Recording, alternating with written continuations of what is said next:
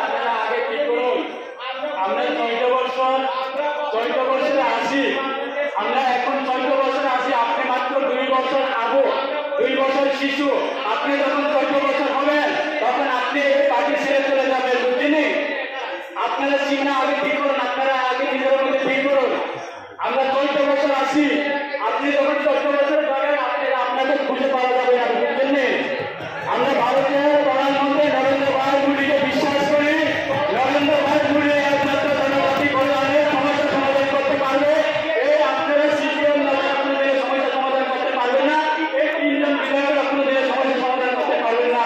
যতক্ষণ পর্যন্ত আপনি আমাদের সঙ্গে বেঞ্চে যতক্ষণ পর্যন্ত না আসবে ততক্ষণ পর্যন্ত জনজাতি আমাদের জনজাতি সমস্যা সমাধান হবে না, বুঝছেন? আপনার ম্যাপটা আগে ঠিক করুন, আপনার এরিয়াটা ঠিক করুন। আপনি 14 বছর হবেন তখন আপনাকে খুঁজে পাওয়া যাবে না, বুঝছেন? আমরা আসি, বিজেপির সঙ্গে আসি। 2018-তে আমরা বিজেপির অ্যালায়েন্সে আসি। একমাত্র এই সিপিএমের কারণে আমরা আলাদা আলাদা দাবি করছি, বুঝছেন? একমাত্র এই সিপিএমের কারণে। কিন্তু আপনি আজকে এই সিপিএমের মদত দিয়ে বিজেপি আইসে থেকে ঢোকা যাবে না ত্রিপুরা রাজ্যের মধ্যে। আগামী দিনে আপনারা বিধান হবেন, জনগণ আপনাকে বিচার করবেন, জনগণ আপনার সঙ্গে আপনাকে বিশ্বাস করবেন। ততক্ষণ পর্যন্ত আপনারা বুঝছেন? আপনারা সঙ্গে থাকবে না জনগণ, আপনারা সঙ্গে থাকবে না জনগণ। আপনি যখন 14 বছর হবেন আপনাদের খুঁজে পাওয়া যাবে না।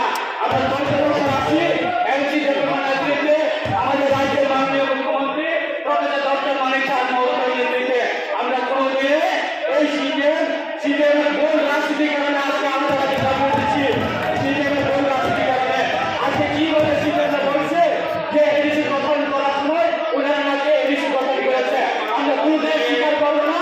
আমাদের আইপিতে আমাদের পার্টিতে এখনো আমাদের চেয়ারম্যান আছে হরিনাথ দেববর্মা।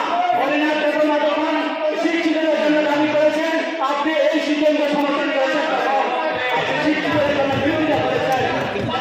আজকে দিগম্বর বলেছে